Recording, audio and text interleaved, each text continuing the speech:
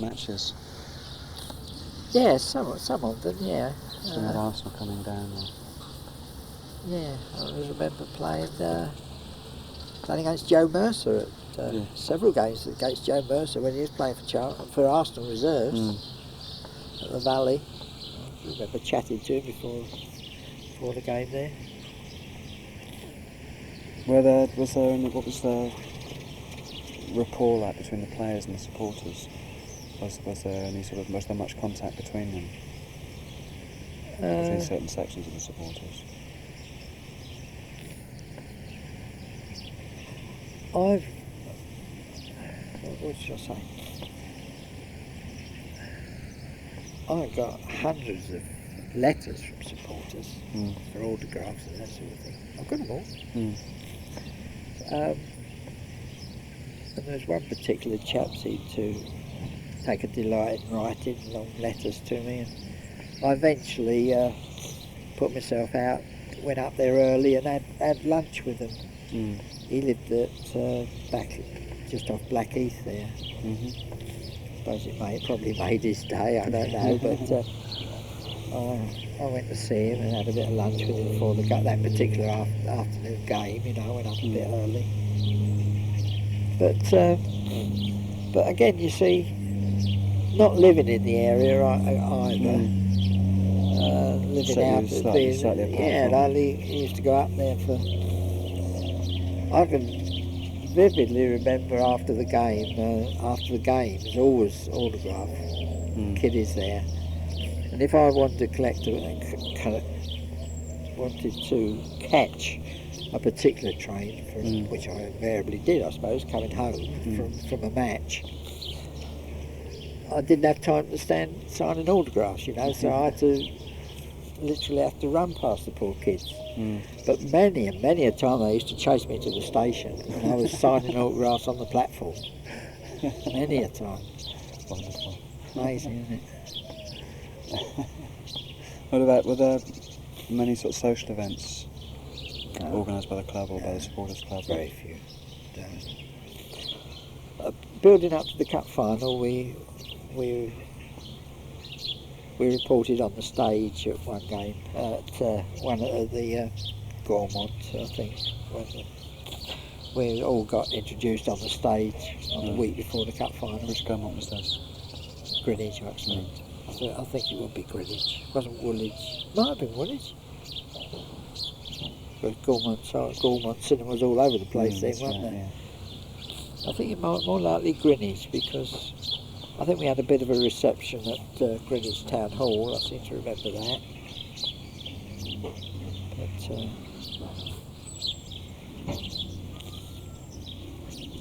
no, as I say, being a part-timer and living out of the area. You must have thought your luck was in when you ended up joining Charlton, because they'd been off their phenomenal rise in the 30s. Yeah. And then they'd had... It was a fairy tale, really. When they were the ragamuffin side of Division 1 when they got there. They finished runners up in Division 1 as well. Yeah, Only by 3 points. But I'd never ever been to the Valley before I played there. Never ever been there. Well, what was your impression of the name Charlton before you got involved with them? Of Charlton as a name, as a football team. How did you rank them? I don't think it entered my head much. I wouldn't. Arsenal were always my team. Arsenal, when I was a little boy, my dad was Sheffield Wednesday.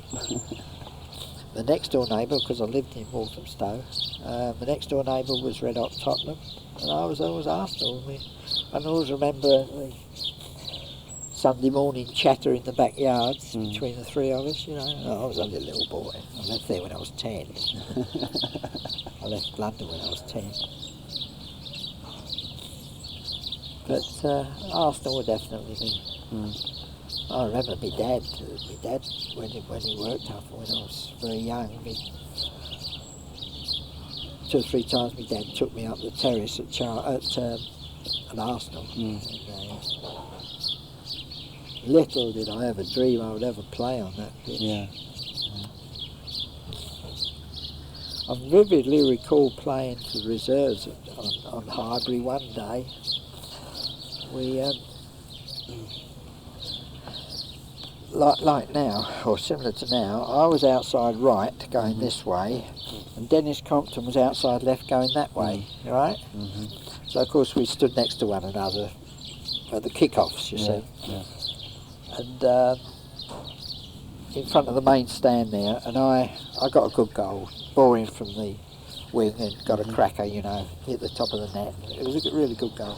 And I vividly remember exactly what Dennis Compton said to me when I got back to the centre there. He said, "Well done," he says, "good goal that." Just like that. And here he is all on the, you know, the box label. That's marvellous. With his 70 years. I mean, it's the whole attitude. I mean, it's quite often, okay, you still see players shaking hands at the end of matches and exchanging shirts sometimes, thank goodness. Let's hope that doesn't totally disappear, but it's not so often that you see such sort of sportsmanship behaviour amongst the players on the pitch together on opposing teams. You don't get that. It's so competitive so often. now, isn't it? It was, I think the money's got a lot to answer for because there's so much rest on every game, every minute of every game. I mean, it's not just pence; it's, you know, hundreds or even thousands of pounds. What money must these boys be on in the? They're saying some of the internationals for some of the teams in the European Championships are on 15,000 a game. You know, which is more. Makes you wonder where it all comes from, doesn't it? I mean, these transfer fees. Look at that. I mean, it's a bit crazy, aren't they? 3 million. 3 million. They want to sell Lineker for them now. So. It's just ridiculous. It's self defeating. I mean, it can only come down eventually. I mean, the standard of football. You're going to get a few select clubs who've got the money, who can afford to buy whichever players from wherever they like over the world, the pick of the players of the world. And they'll always be the top clubs. And nothing's really going to change. Well, I mean, Liverpool, they ought to be the best, didn't they? They've got all the best players. But then again, Glasgow spent, beginning of last season, spent £7 million on players and came second. Yes, didn't work there, did it? Not quite. Well, Souness is a different kettle of fish. Anyhow,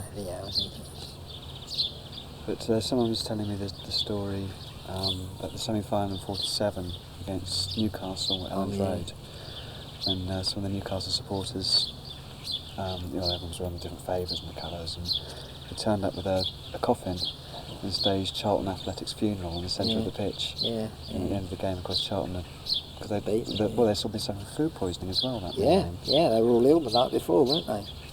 And Jimmy Seed is supposed to have frog marched Palmer. Oh, Harold Palmer. Harold Palmer out of the hotel because it found its way into the newspapers that the Charlton players had been ill the night he wanted it. Obviously, he wanted it kept quiet. I don't think it was that incident, but there was an incident to do with Harold Palmer where Jimmy C frog marched in out of the hotel. I remember Charlie Revel mentioning something along those lines. That Harold Palmer was the one who broke it in the standard. And Jimmy C was very annoyed. But having said that, I mean, at the end of the match, Newcastle supporters were sort of handing over their top hats and their rattles and their scarves to Charlton supporters, and as they were making their way to the station and saying, "Best of luck in the final." But you just don't get that today. And in certain sections of the crowd, yes, you do, but unfortunately, people are just running scared. Well, this hooliganism is terrible, isn't it? But no way is it. Football is the excuse to do it. And the media has hyped it up as well. It's nothing to do with the football itself. I mean, and football supporters, no way can them. I mean, when you get them, going through the town rampaging the night before a game. I mean, nothing to do with the football, is it? It can't be. The football's the reason that the excuse for to be it's the excuse to do it. It's like the old days when they used to go down to the resorts at bank holiday times and down the coast and upset. It's terrible. I went to Charlton's last match at Stamford Bridge this last season, and of course they just needed the draw and Chelsea needs to win to avoid the playoffs. Out here, dear. Out here, love. Thank you. Tea, coffee, cold drinks, tea. Thank you. And I mean, I did feel frightened. I was on the terraces, and 10 minutes into the game, 50 or 60 Chelsea supporters made themselves see, really, they started laying, they come into the visitors' end, crowd segregated. Yeah. So 50, 60 of them suddenly appeared in the Charlton end and started fighting. The police, after a couple of minutes, moved in, and they should have been kicked out the ground. They should have been, some of them should have been arrested and kicked out the ground because they only went into that section to cause trouble. Prison sentences as well. Yeah, I mean, but the police just took them out of the Charlton end and moved them into the Chelsea members' stand, which was just, you got the fence and you got Chelsea on one side and Charlton on the other. It's terrible, and I felt absolutely, and when you see all the pointing and whatever else and the chanting, it was coming from certain sections of the Chelsea supporters from under the shed end and along the side of the members' stand. I was terrified. I mean, I was really frightened. I understand it. So would I be. You saw Charlton support. I mean, Charlton supporters, touch wood, not pretty good. Pretty good. They're not as bad as a lot of them. And you saw us. I mean, they kept all the away supporters in the ground till 45 minutes after the match finished. They cleared all the rest of the stadium first. But as people were leaving, Charlton people were leaving the terraces, you could see them dropping their scarves, not risking taking their scarves out into the streets. Yeah, I know. I understand it. I mean, I had one of these Voice of the Valley alternative programme thing that's grown up this season.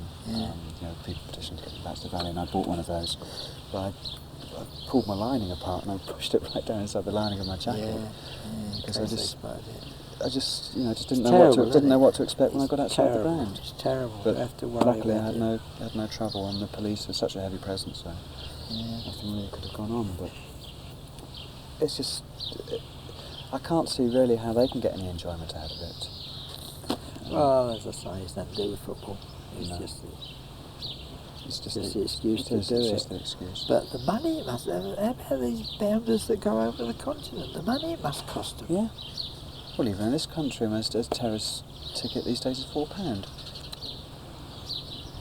They've got to travel there, pay their £4 just to get kicked out or arrested after 15 or 20 minutes. They've got to have a few slates missing. There's these slates somewhere, haven't there? It really is. It's terrible.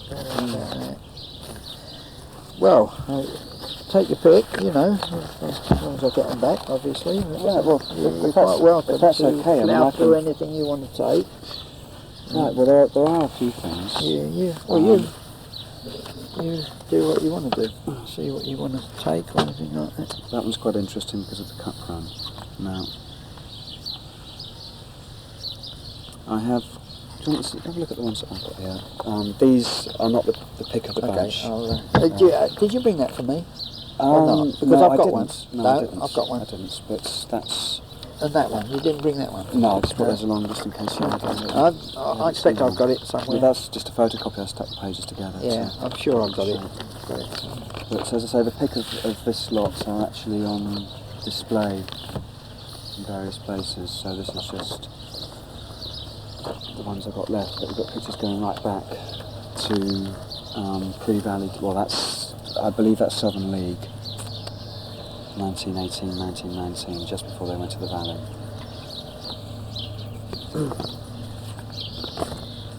George Tabner, Joblet, Turner, Barch, John Oates, Don Welsh,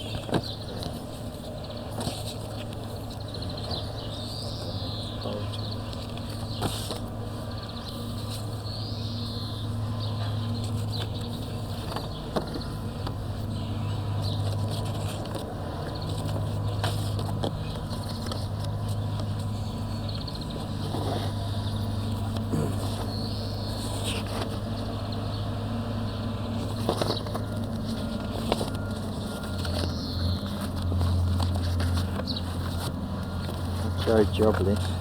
He had a fish shop. Did he? I'm sure that must have been a fan who'd stuck together the cup team. Billy, this is a reminiscent one, this is. Chris Duffy's Billy Keane, the little fella. School nurse. Well, that one is particularly interesting as well. I'm trying to think of his name now.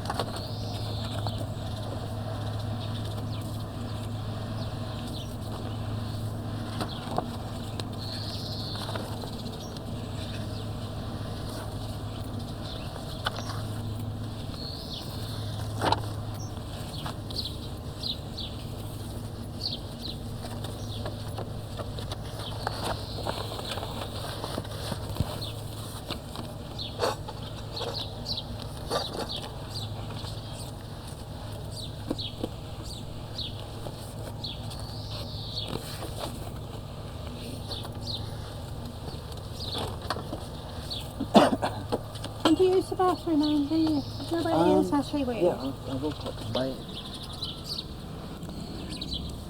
I go take the dog every single morning after breakfast. He don't give me any peace till we go and have our walk round the field. Now on Saturdays or Sunday mornings especially, but on Saturdays and Sunday mornings, there's about 5 or 6 matches on out there. Oh no, thanks. No? No. Boy, no. Yeah. Come on, eat them up and still go strong. No wonder he's slim. The schoolboy matches out there from down here to up to there, right? And at the odd times there, when the opportunity arises, Yours, Liz? I kick the ball to him or have a little tap about with him, you know, and I get a pleasure in saying, well, when you get home, tell your dad that you had play football, had a little kick with someone who played in the cup final at Wembley, you know. There's times when I do it and say it, I think, well, you big head and all that sort of thing. It's funny, isn't it? You're entitled to it, though. Yeah, but yeah. And I don't know. I mean, I don't really make a song and dance about it a great deal, but no, but if then I again, know you're saying that, you're giving that kid a thrill. exactly, and He's playing football, and there's times I'm in people's company now. We went to a 40th Ruby wedding celebration. A friend of ours up in Croydon about a month ago, and it was the day after the cup final. It was the day after the cup final, and a couple of chaps there started talking about the cup final, you know. And I wasn't in on the conversation because I didn't know I'd anyone there anyhow. But and then of course it was dropped. I never said anything. But as the party thinned out, 1 or 2 people went home, these 2 or 3 chaps started talking about the cup final again, you know. And I don't often do it, but because we were going to see someone else, actually what we were going to see was some, again, friends of ours that we palled up with on our recent trip to Australia, who live round the corner, you see. And I thought, well, he's a great sportsman, and the chap was, obviously, otherwise he wouldn't have been on that tour. We went on a cricket tour, actually. And so I took my cup final medals with me, as it happened to be cup final weekend, to show him, you see. And these chaps started, 2 or 3 chaps that they do, started talking about the previous day's cup final. So I got up off my chair, I walked round to my car, and in my car, and I got me 2 cup final medals, these 2. And when we got back, they were still chatting about the match. So I went over to them and I handed them the medals. I said, that is the medal that was presented to the runners-up yesterday. You know, deathly silence, they couldn't believe it. So of course they were full of it, and I told them that I'd played. I mean, I hadn't mentioned it at all before, but I just got the medals out and showed them to these, and you know, of course it made conversation and everything. Are these yours? These ones are, yeah. There you go. I'm not in any of them, By. Well, you're in the little cutout ones, aren't you? Oh, a little cutout one. Little cutout ones, but unfortunately none of the others. You're probably in some of the other ones that I've got, but as I say, they're all in these exhibitions at the moment, and they're on display. And there's one from one of the Derby goals, in the 46 Cup final in there. Yeah. You see Sam on the floor looking very distraught. As the ball's gone past Where him. Bert Turner's putting in his own net, I suppose. No, it's one of the other ones. One of the others, right? Yeah, it's one of the extra time ones. Is this where they started the ground? That's where the volunteers, supporters who volunteered their services were actually digging the valley in 1919.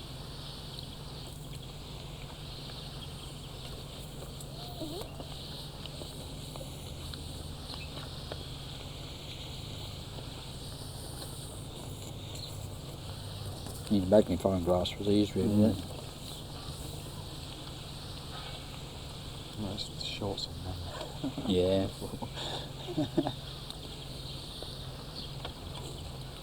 But Colin Cameron, in fact, lent me most of these photographs. It's been very helpful. What's he doing now?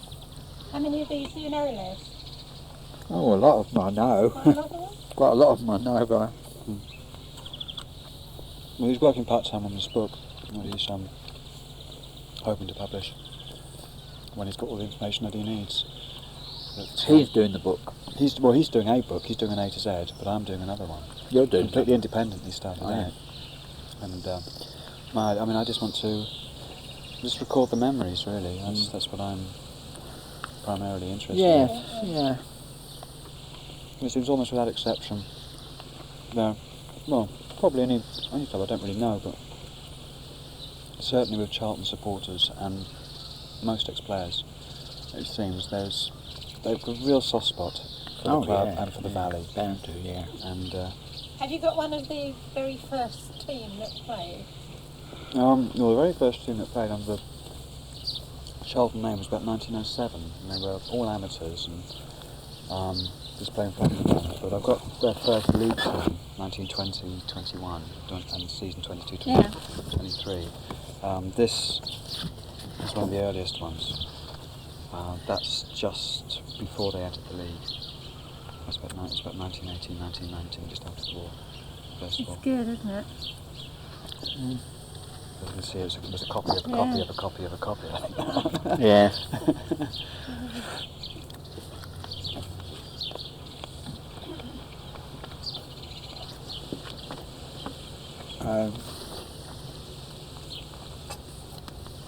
At the training ground exhibition, I've got some leopard stuff going there. there was a lot of old stuff on display in there. They've still got it on display. In there. Have you been in there? I went down there in March. Because Steve Sutherland, I know him, he's their new commercial manager.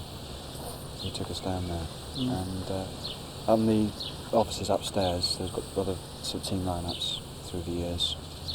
And then downstairs they've got all the pennants and various cups and the managers' comments books, match report books. Well, that was open to several pages, or a couple of pages with games I played in. Yeah, and there was a comment about it. There wasn't much. It was I don't know. The word in the comments, it was always just fair, wasn't it? And a lot of the players was always all the same. With Sam, it was as usual. Yeah. Sound. Yeah. Then occasionally you sort of, made a blunder! Exclamation mark. Yeah. But, I'll tell you, interesting. This day I went up to Highbury a couple of months ago. I wasn't far away from from here to the back door there, or a little bit further back, from George Graham, the manager. Yeah.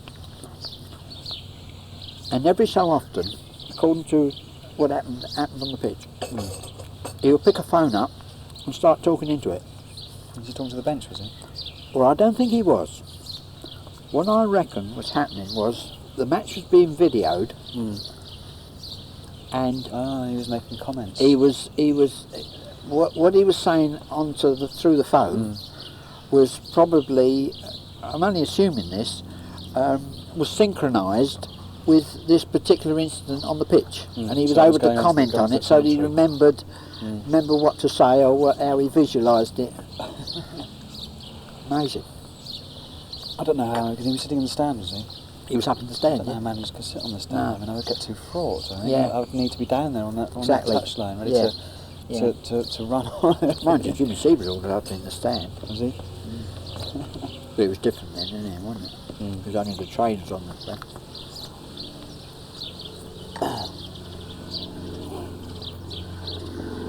Yes, it was a very interesting afternoon. That I enjoyed that.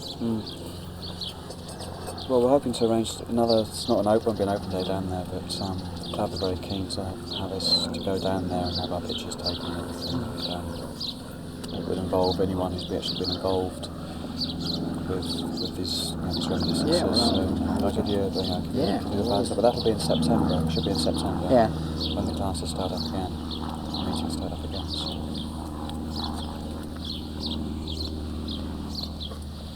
the club have been very supportive. The whole thing. I mean, they haven't got, obviously they haven't got any money. Have you been in touch with Derek Afton?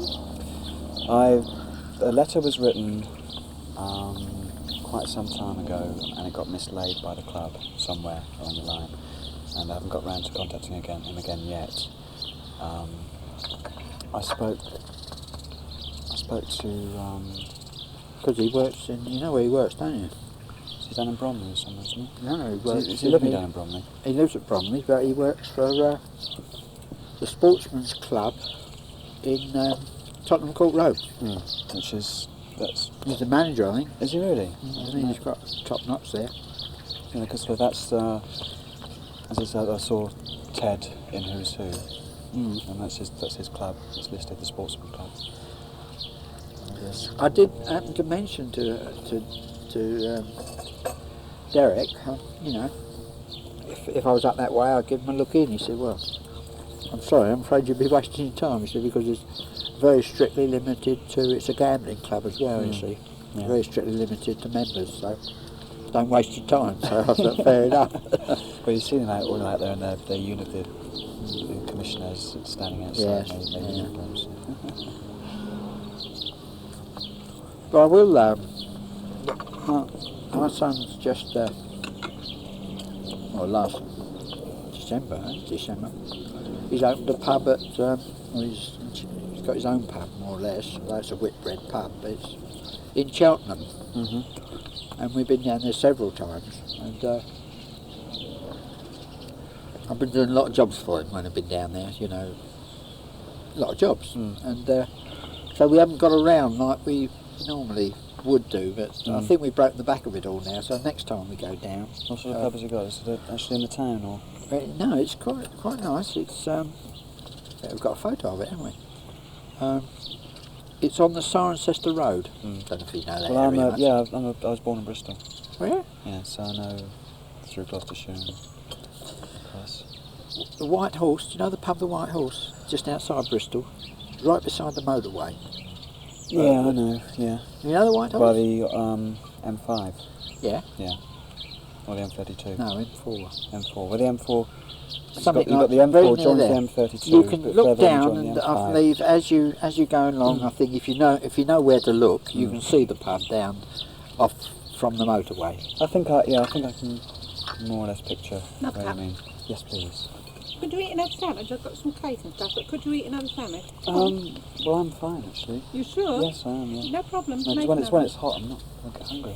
I have a light lunch. Yeah, there's a bit of quite a long story attached to it. Don't really hear too much about my son, I'm sure, but I have now. tell us about your dreading playing at the Den. Well, I dreaded playing at the Den, full stop, but because the Millwall crowd always had a bit of a tough reputation anyway, going right back in time. I mean, see, there's Portsmouth, Preston. It's uncanny the stuff that's here. Strange. Arsenal. What did you have some bad experiences at the Den? To make you dread it? Not really. No, not really. I suppose it was a local derby, and Millwall had a little bit of a reputation, I suppose. But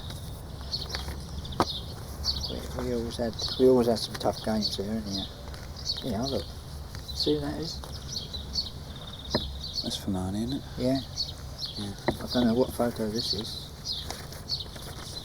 It mentions the Den there as well. Oh, it's Charlton. The Den. Oh, it's Charlton. It's early 70s, isn't it? When was he? And at Charlie Hall, have you been in touch with Charlie?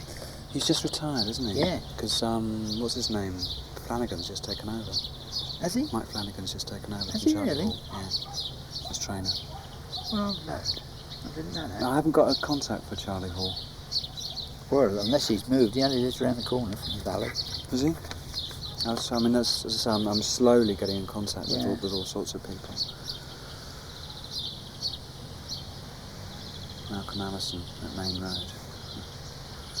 Because Keith Peacock was I don't know why he got the sack from Charlton Gillingham. He's a popular chap at Gillingham. He had a little bit of history. You know about the record that he holds. most games, isn't he? No, he was the first ever substitute in the history of the English Football League. Oh, was he? Yeah. Ah. In peacetime. But you see, a lot of these is Chelsea and Manchester United, nothing to do with Charlton at all. It's just a real football Yeah. fan, isn't it? I reckon these are worth a lot of money, this lot. Yeah. I'll tell you one of the ones, one of the most valuable programmes, as far as Charlton goes, would be the Huddersfield match in '57. Yes, when they 7-7 or 8-7, 7-6, something like that. Yeah. They were 5-1 down with 20 minutes to go. Yeah. They came back, got a 6-all. Yes, I remember all about that. But no, they went 6-5 in the lead, then Huddersfield equalised. And about a minute to go, they banged another one. Johnny Summers. Every time he got the ball, he scored. Yeah, and he died soon afterwards, didn't he? He died about 3 years afterwards of cancer, I think, wasn't it? Very tragic. West Ham. Mate, there's a Wrexham. There's a Wrexham. A Wrexham programme. Look at that. How did that get in there? Lisbon. Cole Rain. It's an island, isn't it? Oh, Cole Rain against Kiev Dynamo. 1890. Leeds against Dynamo Zagreb. Newcastle against Denmark. Real Madrid, Manchester United, European Cup semi-final. Do you think he used to swap programmes or just collect them to buy them? I don't know.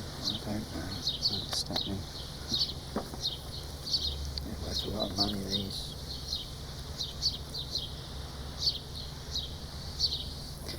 I've got cigarette cards. Have you? Of the Charlton, the football players? Of football players. Before they didn't have any during the war, of course, so I missed out on that. But how to play football? I've got about 20 sets of cigarette cards in perfect condition. Have you? Have you got them in albums? In their albums. Oh, have you got them handy? Yeah. As I say, other than that, I can't remember many. Strange thing about Don Marsh, he came out of the Navy, didn't he? Yeah. And he played for Liverpool. He was back in the army. Yes. Yeah. He was didn't he manage Liverpool for a while as well? Yes, he did for a little while. Because he guested for them during the war, didn't he? How many of the players from the run in the 30s were still playing just after the war? Well, Harold Hobbs, certainly. I don't think one or two games with George Robinson. He was a pre-war player, wasn't he? Joe Joblin, I had one or two games with Joe Joblin. He was a fullback. He came out of retirement, didn't he, for one of the wartime cup finals? Yeah, I think he did before I was. Before I played for him. Who else was there? The Oakes brothers, of course. Jimmy and John Oakes. Frank Wrist used to play cricket for Essex. Yeah. Of course, George Tadman. I think he'd left when I got there. I can't remember many of the others. Oh, there's George Smith, big tall fella, George Smith. Yeah. He's still playing a bit when I. Because they were drifting back from the war, you see, towards the end. But Georgie Green, was he there? He was assistant trainer, wasn't he, for the 46 Cup final? I don't remember George much. You don't remember him? I don't remember him very little. He was at the training ground, but I don't remember him much. Because he was saying to me, he actually, I think the last game he played was in 1944 because he got injured. He got injured in 43, September 43, and he was out for quite a long time. And I think he played one game in the season 44-45, got a hat-trick, but then was injured again. His playing career was finished. He was assistant trainer to Jimmy Trotter for the 46 Cup final. I don't remember that. I don't remember him being about. Then after that he went to Millwall. Did he? And eventually went to Dartford.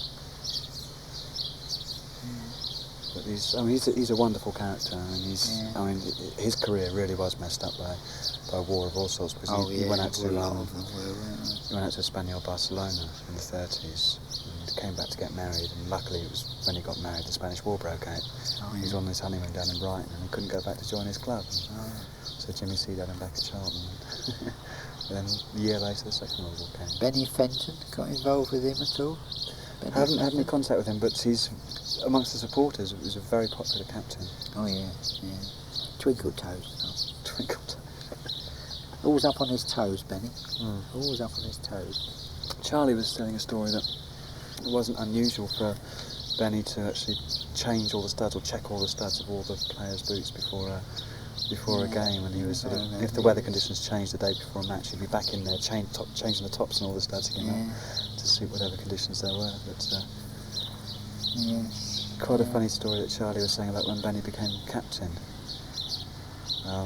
That Charlie had been captain and he was injured and he was out for a few months, and then when he came back he didn't want the job back, and Jimmy C and Charlie were talking, trying to decide who would be, or Jimmy C wanted to decide who would be captain. In the end they came down to one name left, and it was Benny Fenton. And Jimmy C was saying, "Oh God, no, it can't be Benny," because he was always late. He'd always turn up and say, "Sorry, boss, the tunnel was full, couldn't get through," or whatever. And then suddenly, as soon as he was made captain, he started arriving rather than 11 o'clock in the morning. It was 7:45, and he was in before Jimmy Trotter, in with Jimmy Seed in the office, talking tactics. He's certainly a character. But wonderful. Was there in the 40s? I don't know if you know anything about this. In the 46 final, before the final, I can't remember which player. Someone, I think Georgie Green might have mentioned this to me. One of the players was supposed to be stationed. Maybe it wasn't. Maybe it was 44. But one of the players was supposed to be stationed quite a long way away from the club. But and he used to claim huge expenses. But then he slipped up when his commanding officer came into the dressing room to thank Jimmy C for the tickets for the final match, and said to Jimmy C, "Oh, don't worry, you can have him." I think it might have been Tommy Brown. When was he playing? He was playing during the war, wasn't he? No, he wasn't playing. I never played with Tommy Brown. Maybe it was. In fact, I saw him photo there, and I didn't know who it was until I looked it up there. Maybe those photos. Maybe it was Sailor. It was after the Brown. It might have been Sailor Brown. I don't know, but anyway, he'd been claiming all these enormous expenses, supposedly coming down from Scotland to get to the matches. And he'd only been based down in Norwood or Biggin Hill or somewhere. The commander said, "Oh, you can have him any time. We're only down there. You can get up easily." Jimmy C just all red because he'd been paying us £10 expenses here and there. No, I didn't know anything about it. I don't recall anything about it, but I wouldn't put it past him. And Georgie Green told me another lovely little story about Tommy Lawton when he played for Charlton as a guest during the war. After the match, Jimmy Seed had asked Tommy Lawton, because George had managed to get Tommy to come down and play. And after the match, Jimmy had asked Tommy to come down again. And he said, "No, sorry, Mr. Seed, I can't. I'm being posted." And a bit later on, him and Georgie Green were having a drink, and he said to Georgie, "Don't you ever get me down here again." He said, "He only gave me 10 bob, and I got a tenner last week for playing for Chelsea." But, George is a fantastic character. You've got to be careful what you put in here. Oh, don't worry. Don't worry. Pick up. Yeah, don't worry. There's, I wouldn't. The last thing I'd ever want to do would be to offend anyone. Oh yeah. I mean, that is rule number one. You just don't. You don't put in anything which is going to hurt or offend anyone. No. And, but it's easy done, isn't it? When you slip of the tongue now and again. But.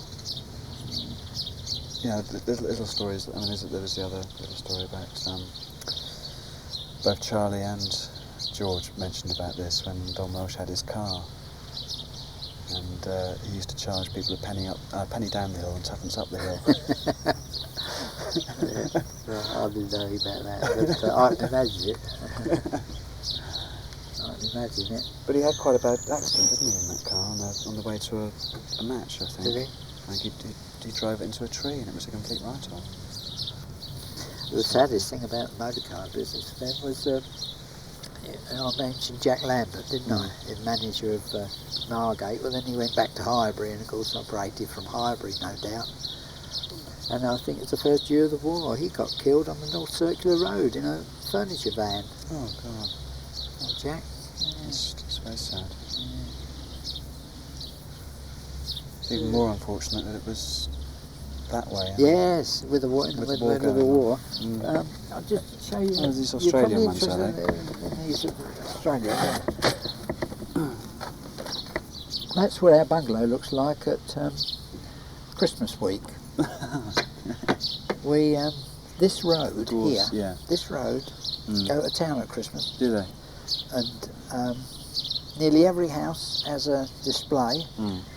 That's the Seven Dwarfs, obviously, going up to the chimney, you know, from the, up the ladder. Yes, yeah, I couldn't see Dopey there because he was up the ladder, going right through up there. Snow White's in the kitchen cooking the dinner. Yeah, and we get all the evening. We get cars going up and down this road, and people walking up and down, leaving their cars down the bottom there, and walking up the lights. just to see the lights, just in our road. Yeah, great. On our trip to. It's organised by Gulliver's Travel, Sports Travel from Tewkesbury. Bob Willis is I think he was a director or is a director. Anyhow, I fancy going to Australia, and I happened to go to a do tied up with Derek Atherton actually, and there was a benefit match for a benefit evening dinner and dance at the Great Danes near Maidstone for Kevin Jarvis. And anyhow, to cut a long story short, I got talking to Derek Underwood, the Kent bowler.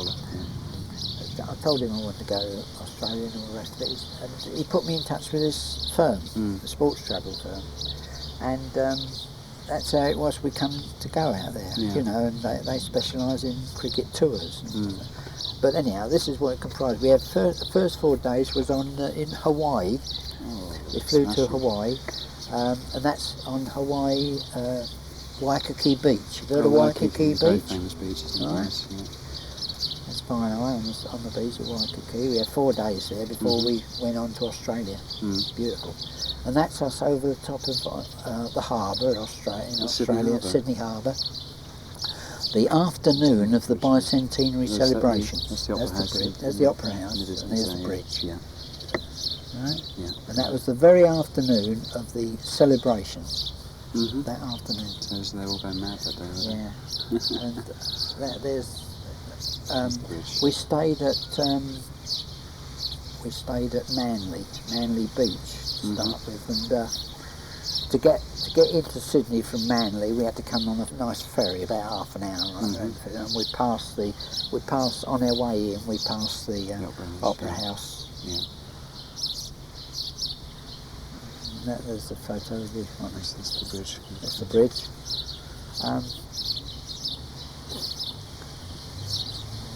That is Bondi Beach, Sydney. I've heard of Bondi Beach as well. So within a week we were on Waikiki Beach and Bondi Beach, the 2 most famous beaches in the world. Yeah? There's just the one other you've got to go to, isn't there? The one in at Rio. What's that? That's Copacabana. Oh, Copacabana, yeah, that's another one, yeah. That's as we arrived on Sydney. That's on Sydney Cricket Ground. As we arrived. You didn't see them win, did you? No, the cricket wasn't terribly good, but the whole trip was marvellous. That's the end of the day, Sinai, in our. That's sports gear. That's all our sports gear. They provide us with the top, you know, it's called the down under. Now on the second lunchtime, they had open vintage cars going right round the ground. You see them all here, and each one had a well-known veteran cricketer, and that's the first one with Donald Bradman in. Oh, Don Bradman. And these all, and that's. I don't know who that is, they might be Alec Beds or someone like that, going all the way round. Marvellous.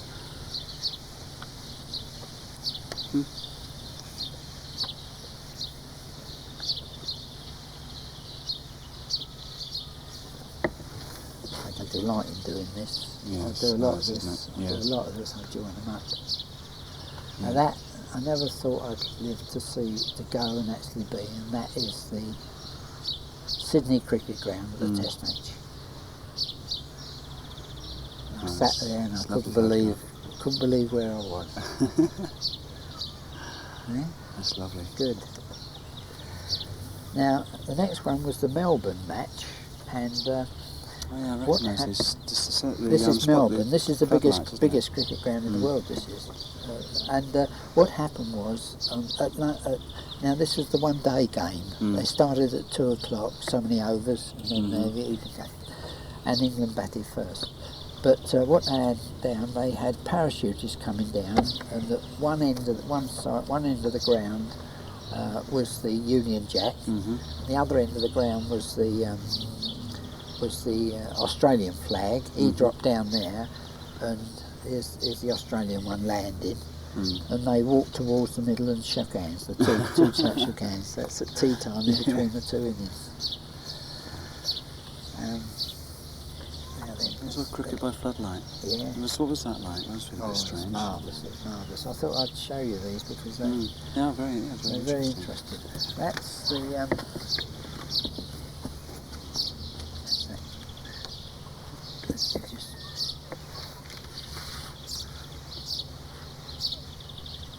I knew it was down there. Now that's the England batted. Yeah. No, Australia batted. England are in blue. Yeah. All right, so that's Australia batted. Now this is the same one at night.